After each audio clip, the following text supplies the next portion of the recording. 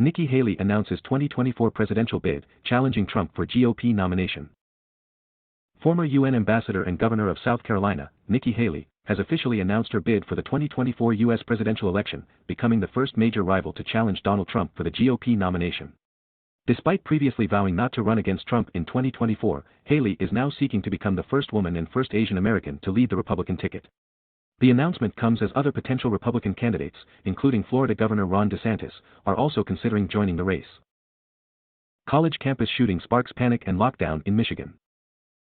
Michigan State University's East Lansing campus was put on lockdown on Monday night after reports of a gunman on the loose.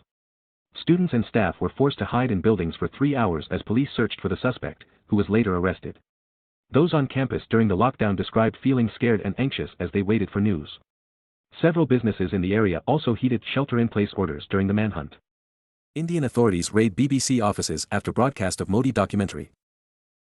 Indian authorities raided the offices of the British Broadcasting Corporation in Delhi and Mumbai, weeks after the country banned a documentary from the BBC which was about Prime Minister Narendra Modi's alleged role in deadly riots in 2002.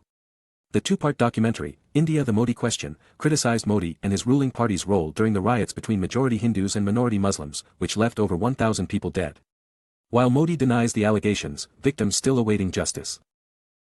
Advocacy groups warn about the rise of online misinformation and hate speech on social media platforms.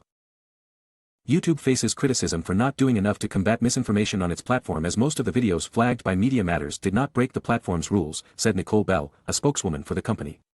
The International Fact-Checking Network previously warned YouTube that it was one of the major conduits of online disinformation and misinformation worldwide.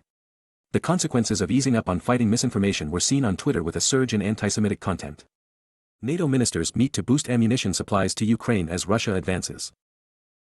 NATO defense ministers are meeting to discuss efforts to boost supplies of ammunition to Ukrainian troops, both for artillery and tanks, as Russia continues to make grinding gains, particularly around the eastern city of Bakhmut. Waiting times to secure new large-caliber ammunition have grown from 12 months to 28 months, even as NATO countries try to ramp up production. Ukrainian officials are in dire need of more Soviet-caliber ammunition for the T-72 tanks and NATO-caliber artillery shells to work with Allied-supplied heavy guns. High on the list of Ukraine's requests has been Western fighter jets, which President Biden has declined to provide, and Germany's Chancellor Olaf Scholz also opposes supplying. The NATO ministers will wrap their meetings on Wednesday, the day before the Munich Security Conference, a 3-day gathering of leaders, diplomats, and business leaders. Thanks for watching. Don't forget to subscribe to our channel to get first-hand news.